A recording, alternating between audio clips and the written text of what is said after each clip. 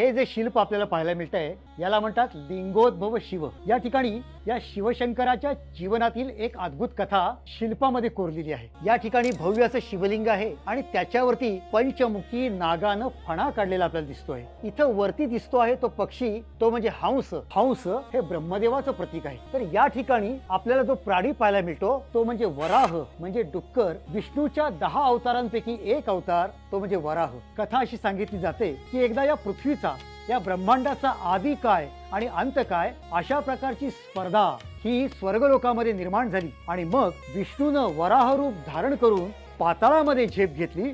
तर ब्रह्मदेवानी हंसाचं रूप धारण केलं आणि स्वर्गामध्ये तो गेला पृथ्वीचं आणि आदी अंत शोधण्यासाठी।